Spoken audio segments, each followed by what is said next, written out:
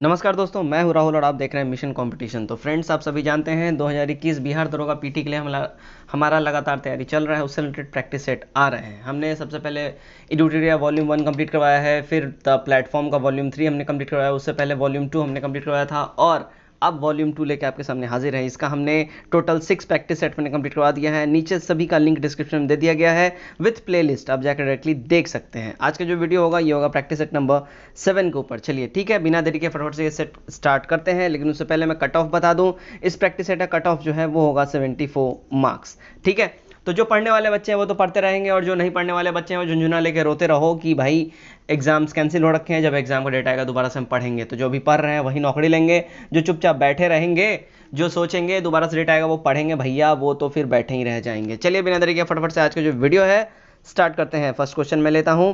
पहला हमारा क्वेश्चन है, किसी समबाहु त्रिभुज की ऊंचाई 8√3 सेंटीमीटर है तो उसका क्षेत्रफल ज्ञात करना है। कितना हो जाएगा?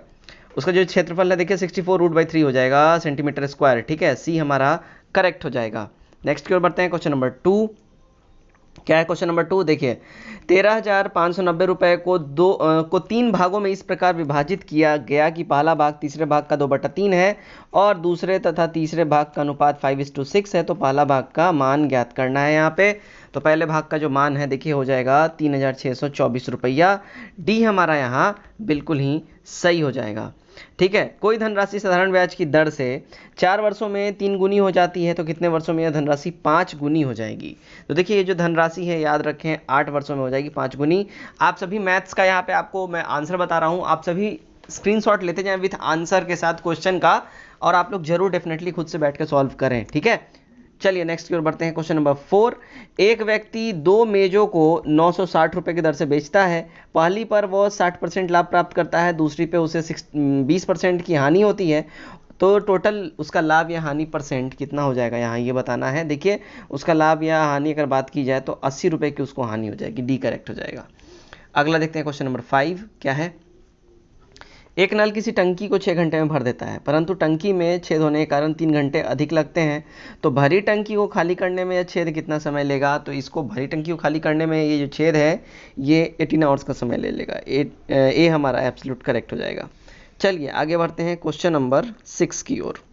क्या है 6 में देख लेते हैं। देखिए अक्टूबर 2020 में पर्यटन मंत्रालय द्वारा जारी भारतीय पर्यटन सांख्यिकी 2020 के अनुसार साल 2019 में विदेशी पर्यटकों को आकर्षित करने में कौन सा राज्य शीर्ष में रहा, टॉप पे रहा? मतलब कहाँ पे, किस स्टेट में टूरिज्म सबसे ज़्यादा बढ़ा? तो वो जो स्टेट था वो था तमिलनाडु। ठीक है, डी करेक्ट हो जाएगा हमारा। नेक्स्ट देखते हैं 7 number, Sheikh Russel international air rifle championship 2020 में महिलाओं की स्पर्धा में स्वर्ण पदक किन्होंने जीता है? तो ये स्वर्ण पदक जीता है याद रखें ये इलावेनीन वाला रिविन ने जीता है।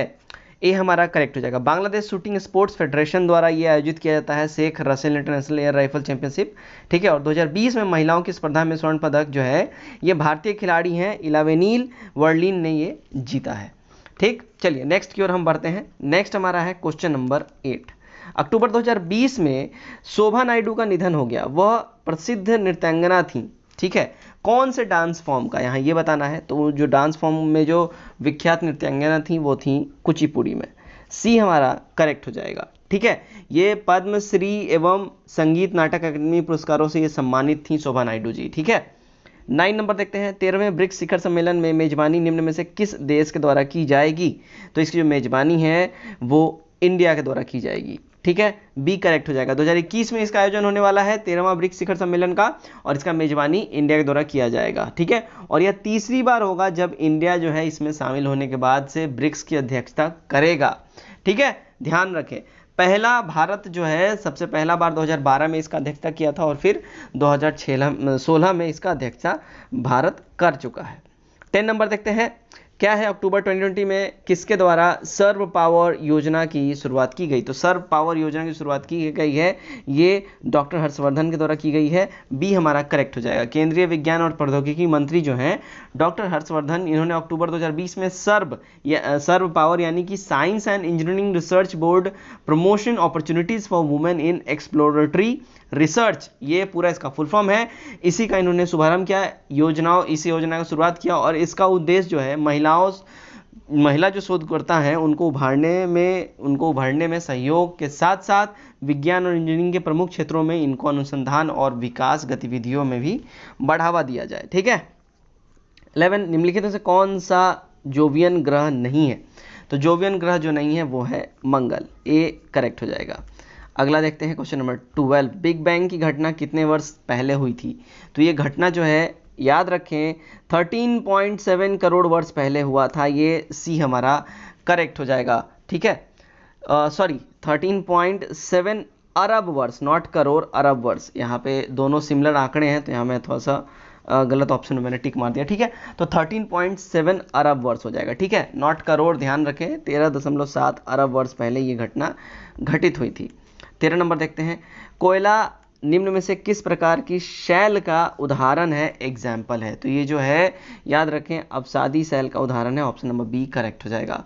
14 वायुमंडल में हीलियम गैस का आयतन के अनुसार प्रतिशत कितना हो जाएगा?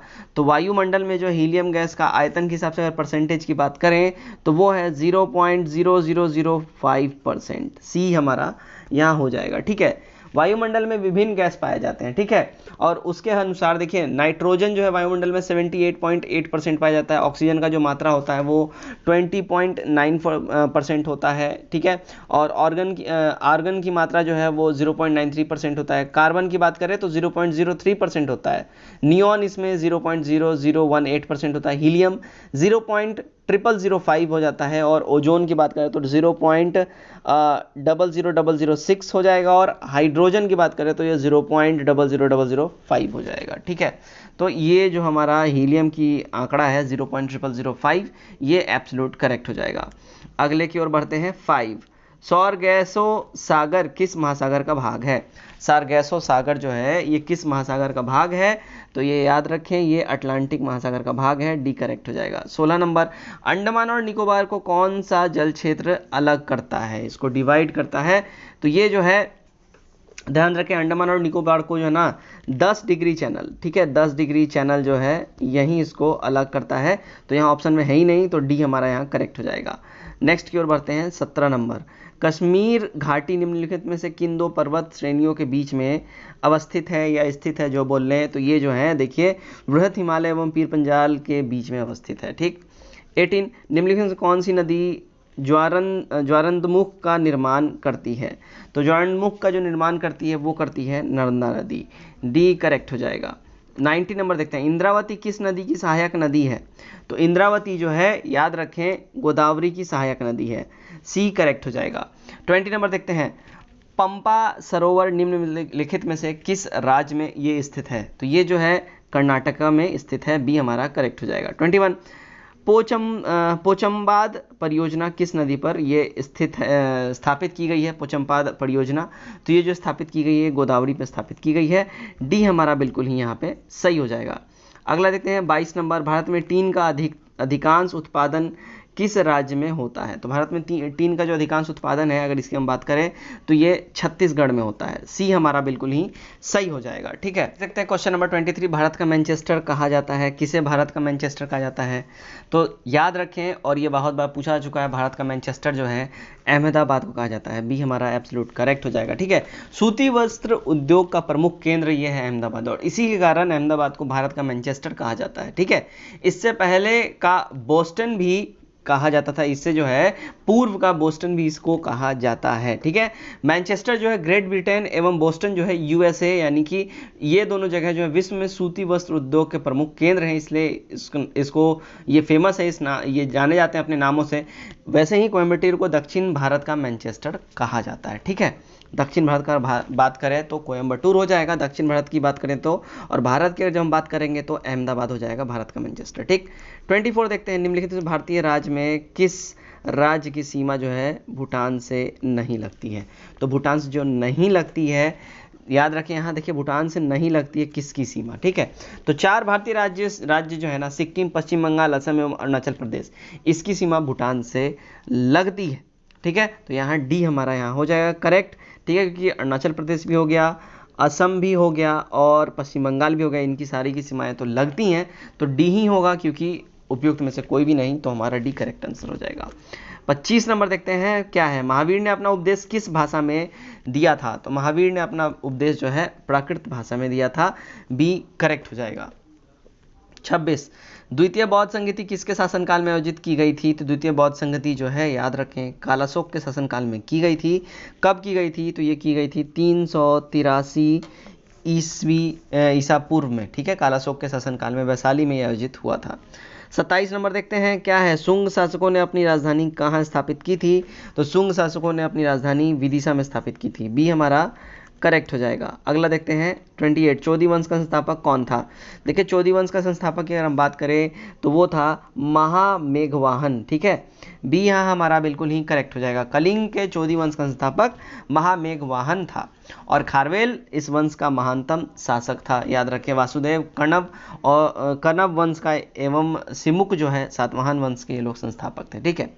29 प्रथम हुन आक्रमण किसके समय में हुआ था? देखिए हुनों का आक्रमण जो पहली बार हुआ था वो स्कंदगुप्त के टाइम में हुआ था, सी करेक्ट हो जाएगा, ठीक है।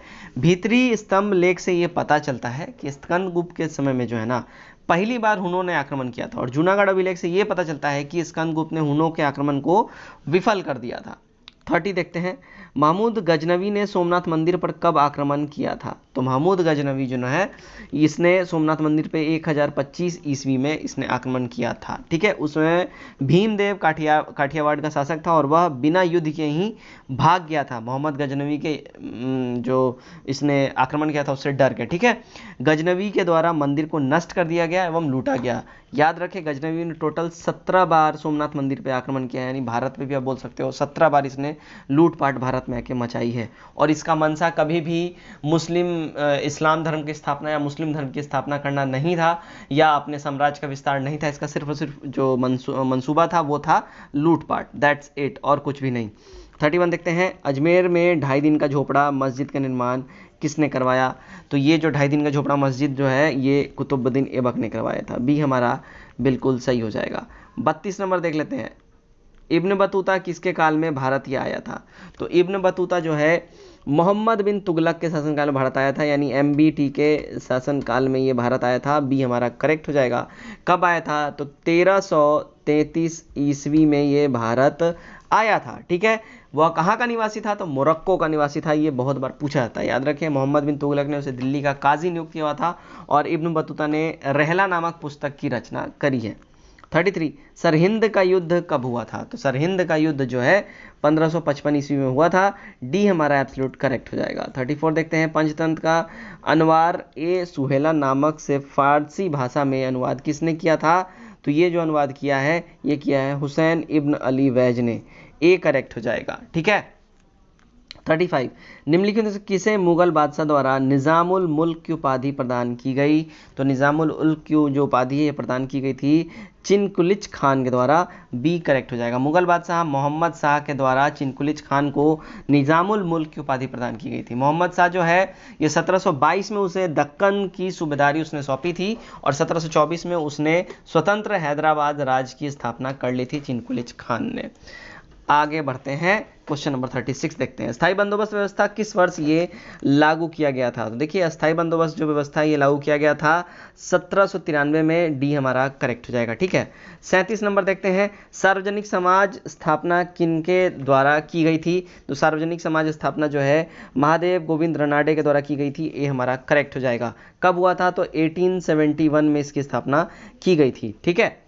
अगला देखते हैं क्वेश्चन नंबर 38 क्या है? मद्रास जो है मद्रास की सिंध किनके बीच मद्रास की संधि किनके बीच ये हुई थी?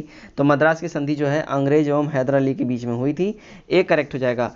कब हुआ था? देखिए मैसूर का युद्ध हुआ था 1767 से 69 ईस्वी के बीच में, और उसी समय 4 अप्रैल 1769 में, ठीक है, 4 अप्रैल 1769 ईस्वी में अंग्रेज और हैदर अली के बीच में ये संधि हुई थी, मद्रास की संधि। 39 नवजीवन समाचार पत्र के संपादक कौन थे? तो नवजीवन समाचार पत्र के जो संपादक थे वो महात्मा गांधी जी थे। याद रखें ये बहुत इंपॉर्टेंट क्वेश्चन है, यह हिंदी और गुजराती में प्रकाशित होने वाला समाचार पत्र था। नवजीवन समाचार पत्र, संपादक महात्मा गांधी, डेफिनेटली इसको ध्यान में रखें। 40 नंबर देखते हैं यूके के सिन्हा समिति निम्न में से किससे रिलेटेड है? तो यूके के सिन्हा समिति जो है ये सूक्ष्म लघु एवं मध्यम उद्योगों से रिलेटेड है। ये सी हमारा करेक्ट हो जाएगा। अगला देखते हैं, अगला है 41।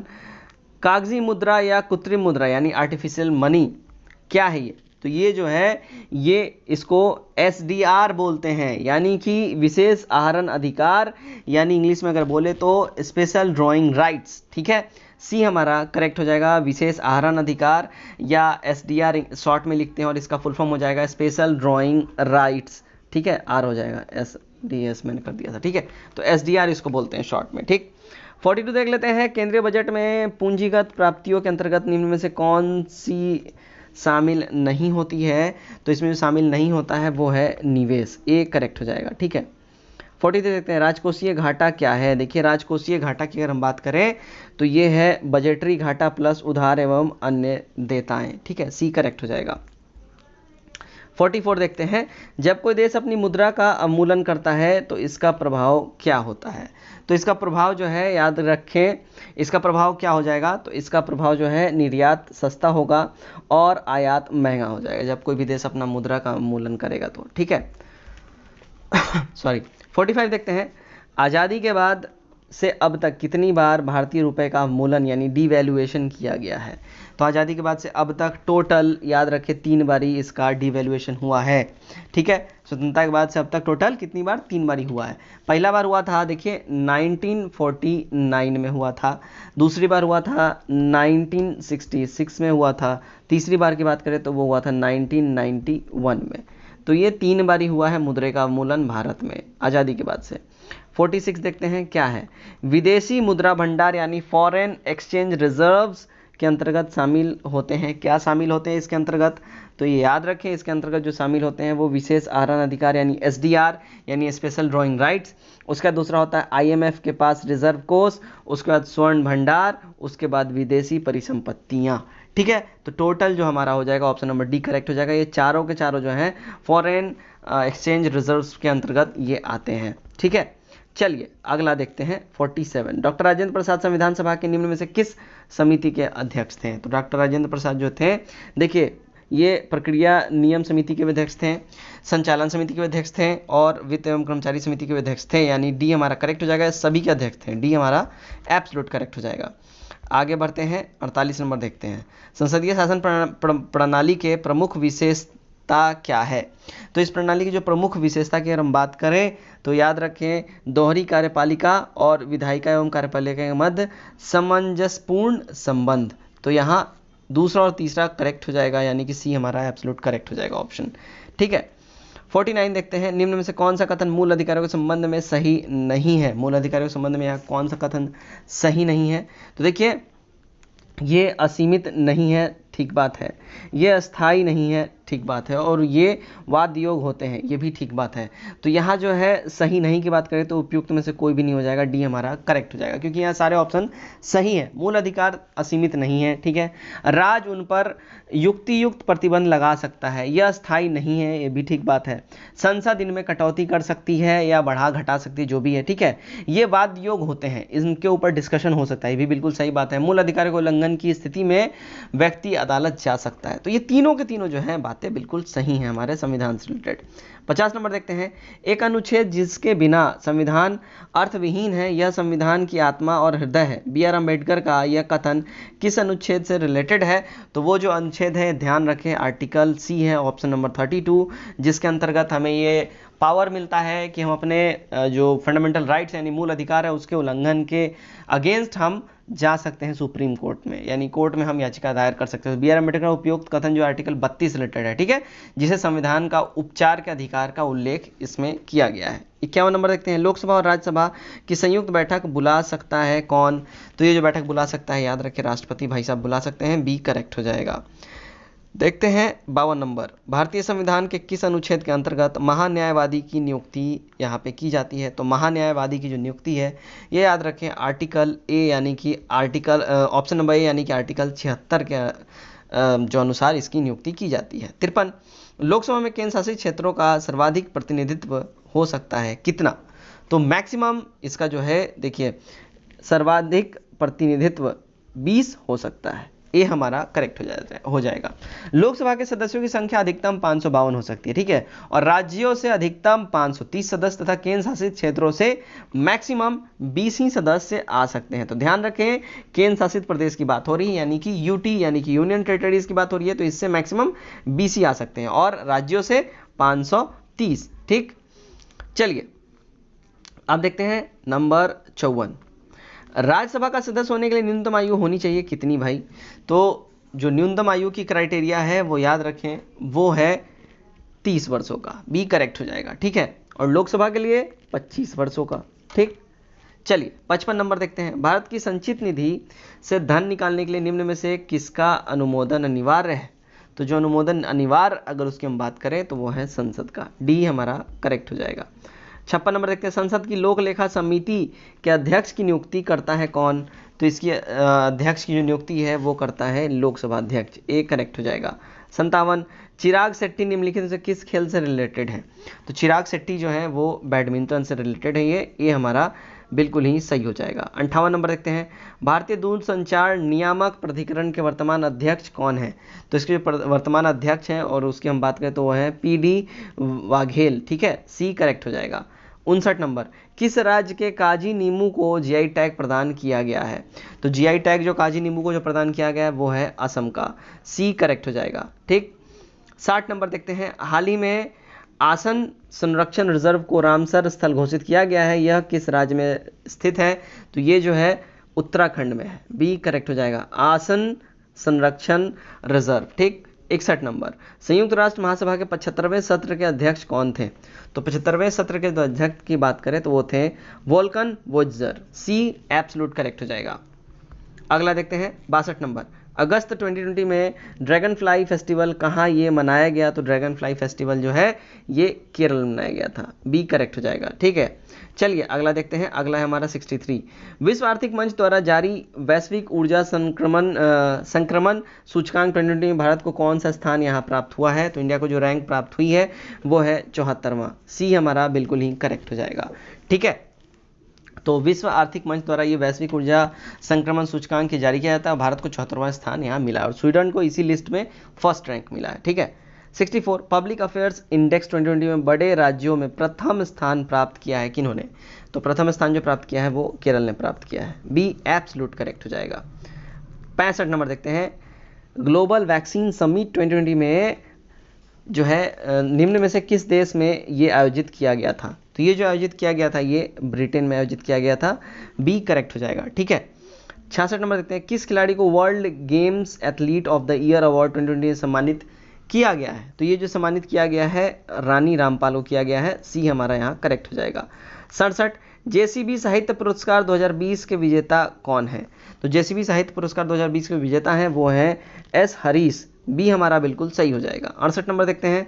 23वां राष्ट्रीय ई गवर्नेंस सम्मेलन ये कहाँ संपन्न हुआ? तो ये जो संपन्न हुआ है ये मुंबई में संपन्न हुआ है, सी यहाँ हमारा करेक्ट हो जाएगा। 69 नंबर देखते हैं।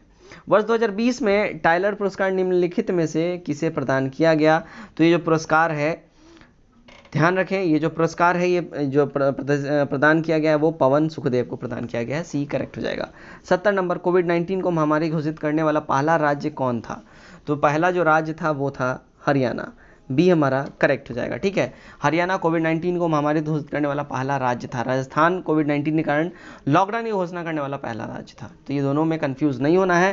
पहली बार महामारी किसी राज्य ने घोषित की वो था हरियाणा, और लॉकडाउन कोविड-19 की वजह से लॉकडाउन अगर इसने घोषणा की तो सबसे पहले ये राजस्थान ने किया था। ठीक है, चलिए 71 नंबर देखते हैं। 25वें शीतकालीन ओलंपिक खेलों की मेजबानी किस देश के द्वारा की जाएगी? तो इसकी जो मेजबानी की जाएगी वो इटली के द्वारा की जाएगी, डी करेक्ट हो जाएगा। नेक्स्ट देखते हैं क्वेश्चन नंबर 72, दुनिया के सबसे बड़े जिंक स्मेल्टर परियोजना का निर्माण किस राज्य में किया जाएगा? तो इस परियोजना का जो निर्माण है वो गुजरात में किया जाएगा, ए करेक्ट हो जाएगा। ठीक है, 73 नंबर, दी एंड गेम पुस्तक किनके द्वारा लिखी गई है? तो एंड गेम पुस्तक जो लिखी गई है वो है एस हुसैन जैदी के द्वारा, ए करेक्ट हो जाएगा हमारा यहाँ पे।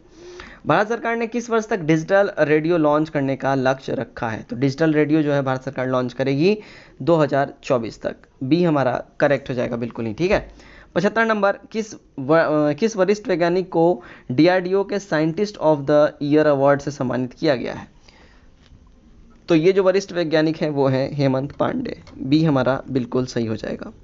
हाल ही में सदर जापरोव को किस देश का राष्ट्रपति चुना गया है? सदर जापरोव है ना, तो इन्हें जो है ध्यान रखें किर्गिस्तान का राष्ट्रपति चुना गया है। ये नंबर हमारा एब्सोल्यूट करेक्ट हो जाएगा। ठीक है, 77 देखते हैं, देश का पहला परागकणता पार्क विकसित किया गया है कहाँ पे? तो ये जो विकसित किया गया है ये उत्तराखंड में विकसित किया गया है। बी हमारा सही हो जाएगा। 78 नंबर देखते हैं, क्या है निम्न में से कौन एक सदिश राशि नहीं है? तो सदिश राशि इनमें से जो नहीं है वो है विद्युत धारा। सी करेक्ट हो जाएगा। ठीक है, सदिश राशि को व्यक्त करने के लिए परिमाण और दिशा दोनों की आवश्यकता होती है, और चुंबकीय क्षेत्र, चाल प्रवणता, बल, आघूर्ण, ये सब जो है सदिश राशि के अंतर्गत आते हैं। 79 देखते हैं, ताप के बढ़ने से द्रव की सायनता में क्या प्रभाव पड़ेगा? तो याद रखें उसकी जो सायनता है वो घट जाएगी। ए करेक्ट हो जाएगा। 80 नंबर देखते हैं, निम्न में से कौन अचुंबकीय पदार्थ है? तो अचुंबकीय पदार्थ की अगर हम बात करें तो वो है एल्यूमिनियम। जस्ता चुंबकीय है, कोबाल्ट चुंबकीय है, पारा चुंबकीय है। ठीक है, यानी अनुचुंबकीय। ठीक है, अनुचुंबकीय की बात हो रही है, याद रखें अनुचुंबकीय, तो एल्यूमिनियम हो जाएगा हमारा अनुचुंबकीय। ठीक है, नेक्स्ट की ओर हम बढ़ते हैं। यहाँ वैसे चुंबकीय की बात नहीं हो रही है, अनुचुंबकीय की बात हो रही है, तो एल्यूमिनियम हमारा सही हो जाएगा। ठीक है, ध्यान रखें ये वर्ड अनुचुंबकीय पे। 81 नंबर देखते हैं, प्रकाश का तरंग सिद्धांत किसने दिया था? तो प्रकाश का तरंग सिद्धांत जो है ये दिया है हाइगेंस ने। ठीक है, सी हमारा करेक्ट हो जाएगा। प्रकाश की प्रकृति कण तथा तरंग दोनों ही होते हैं, और न्यूटन के कणिका सिद्धांत के प्रकाश को कण से निर्माण माना गया है। ठीक है, और प्रकाश का तरंग का सिद्धांत ये दिया है हाइगेंस ने। 82 देखते हैं, सोलर कुकर में उपयोग किया जाता है किसका? तो सोलर कुकर में जो है उपयोग किया जाता है, याद रखें अवतल दर्पण का। बी करेक्ट हो जाएगा। 83, निम्नलिखित में से कौन सा जर्मन सिल्वर मिश्र धातु के अवयव हैं? तो जर्मन सिल्वर जो मिश्र धातु के अवयव हैं वो हैं तांबा, जस्ता और निकेल। डी हमारा यहाँ सही हो जाएगा। 84 नंबर देखते हैं, अग्निरोधक वस्त्र बनाने के लिए किस यौगिक का उपयोग किया जाता है? तो अग्निरोधक वस्त्र बनाने के लिए जो इस यौगिक का इस्तेमाल किया जाता है वो है एल्यूमिनियम सल्फेट। सी करेक्ट हो जाएगा। 85, कार्नेलाइट किस धातु का अयस्क है? देखिए कार्नेलाइट जो है वो मैग्नीशियम का अयस्क है। सी करेक्ट हो जाएगा। ठीक है। 86, स्टारफिश किस संघ का जंतु है? तो स्टारफिश जो है याद रखें ये इकाइनोडर्मेटा का जो संघ है उसका ये जंतु है, इकाइनोडर्मेटा। ठीक है, ये हमारा यहाँ बिल्कुल ही सही हो जाएगा। 87 देखते हैं, निम्न में से कौन सबसे बड़ा कोशिकांग है? तो सबसे बड़ा कोशिकांग की बात करें तो वो है न्यूक्लियस। डी करेक्ट हो जाएगा। 88 देखते हैं, यदि माता का रक्त समूह जो है यानी ब्लड ग्रुप ओ है तथा पिता का रक्त ब्लड ग्रुप अगर ए बी हो तो बच्चे में संभावित ब्लड ग्रुप कौन सा निर्माण होगा? तो बच्चे में संभावित ब्लड ग्रुप है ए या बी, कोई भी निर्माण हो सकता है। बी करेक्ट हो जाएगा। 89, एंथ्रेक्स रोग किसके कारण होता है? एंथ्रेक्स रोग, तो एंथ्रेक्स रोग जो है वो याद रखें जीवाणु के कारण होता है। बी करेक्ट हो जाएगा। ठीक है, ये जीवाणु के कारण होता है और इसमें क्या होता है त्वचा और फेफड़ा को ये प्रभावित करने वाला रोग होता है ये एंथ्रेक्स रोग। 90 नंबर देखते हैं, 90 नंबर, निम्नलिखित में से कौन सा विटामिन घाव भरने में सहायक होता है? तो वो जो विटामिन है विटामिन सी है। ठीक है, जो घाव भरने में सहायक होता है। और अभी ये विटामिन सी तो काफ़ी ज़्यादा अभी चर्चा में है कोविड-19 को लेकर, क्योंकि विटामिन सी को लोग बोल रहे हैं जितना ज़्यादा मात्रा में हो सके, जैसे भी हो सके आप नींबू पानी पिएं, संतरा खाएं, विटामिन सी के टैबलेट्स आते हैं वो खाएं, मतलब कि विटामिन सी को इनहेल करें बॉडी में और इम्यूनिटी बढ़ाएं, तो ये इम्यूनिटी बूस्टर भी है। तो विटामिन सी तो वैसे ही अभी बहुत ज़्यादा चर्चा में है। 91 देखते हैं, मस्तिष्क का कौन सा भाग शरीर का तापमान नियंत्रित करता है? तो मस्तिष्क का वो भाग जो तापमान नियंत्रित करता है शरीर का तापमान वो है हाइपोथैलेमस। बी हमारा यहाँ सही हो जाएगा। अब देखते हैं 92 नंबर, क्या है? देखिए, निम्न में से कौन सा हार्मोन वृद्धि रोधक पादप हार्मोन है? तो वो जो हार्मोन है वो है एस्कॉर्बिक अम्ल, एस्कॉर्बिक एसिड। ठीक है, डी हमारा करेक्ट हो जाएगा। नेक्स्ट देखते हैं 93, प्रोटीन का पाचन शरीर में किस अंग से स्टार्ट होता है? तो वो जो है अमाशय से ही स्टार्ट हो जाता है। सी हमारा बिल्कुल ही सही हो जाएगा। 94 देखते हैं, नातंगकी नेशनल पार्क किस राज्य में ये है, ये बताना है। तो नातंगकी नेशनल पार्क जो है ये है नागालैंड में। सी करेक्ट हो जाएगा। 95, ऊर्जा पिरामिड क्या होता है? देखिए ऊर्जा पिरामिड जो है ये याद रखें हमेशा ये सीधा होगा। ए हमारा करेक्ट हो जाएगा। नेक्स्ट देखते हैं 96 चेकआउट करते हैं हम। 96 है, वेनेजुएला की राजधानी कराकस निम्न में से किस नदी के किनारे ये स्थित है? तो वेनेजुएला की राजधानी कराकस, देखिए यहाँ तो सबसे पहले एक क्वेश्चन आपका ऐसे ही रेडी हो गया, क्योंकि कैपिटल पूछा जाता है, कंट्री कैपिटल पूछा जाता है, तो वेनेजुएला की राजधानी क्या? कराकस। ठीक है, वेनेजुएला की राजधानी कराकस, ये ध्यान रखना है। अब यहाँ पूछा जा रहा है कराकस शहर जो है वो किस नदी के किनारे स्थित है? तो याद रखें वो जो है ओरिनिको के किनारे स्थित है, सी करेक्ट हो जाएगा। ठीक है। 97, 38वीं समानांतर रेखा किन दो देशों के बीच की सीमा रेखा है? तो ये जो सीमा रेखा है ये उत्तरी कोरिया और दक्षिणी कोरिया के बीच की सीमा रेखा है। ठीक है, डी करेक्ट हो जाएगा, 38वीं समानांतर सीमा रेखा। 98 देखते हैं, इकोलॉजी शब्द का सर्वप्रथम प्रयोग निम्न में से किनके द्वारा किया गया? तो ये जो प्रयोग किया गया था सबसे पहले, याद रखें, हेकेल के द्वारा किया गया था। बी हमारा बिल्कुल सही हो जाएगा। 99, स्टोर्टिंग किस देश की संसद है? स्टोर्टिंग, तो स्टोर्टिंग जो है वो नॉर्वे की संसद है, बी हमारा करेक्ट हो जाएगा। स्टोर्टिंग नॉर्वे की संसद है। और स्वीडन की संसद का नाम रिक्सडैंग है। डेनमार्क की संसद का नाम क्या होता है? तो फॉल्केटिंग होता है। और ब्राजील की संसद का नाम कांग्रेस है। ठीक है, नेक्स्ट देखते हैं आज का हमारा आखिरी क्वेश्चन, सेट नंबर 7 का क्वेश्चन नंबर 100 देख लेते हैं। युद्ध नृत्य निम्नलिखित में से किस राज्य का लोक नृत्य है? तो युद्ध नृत्य जो है ये याद रखें अरुणाचल प्रदेश का ये लोक नृत्य है, बी हमारा बिल्कुल ही सही हो जाएगा। तो फ्रेंड्स ये था हमारा प्रैक्टिस सेट नंबर 7 इड्यूटेरिया का वॉल्यूम नंबर 2 का। उम्मीद करता हूँ ये प्रैक्टिस सेट आपको पसंद आया होगा। वीडियो को ज़्यादा शेयर करें। प्रैक्टिस का जो कट ऑफ मार्क था 74, उसको आपने टच किया है नहीं किया कमेंट करके जरूर बताएं, और वीडियो को शेयर करें, शेयर करना बिल्कुल भी ना भूलें। तो फिलहाल आज के लिए इस वीडियो में बस इतना ही। Till then take care, bye bye and God bless you all.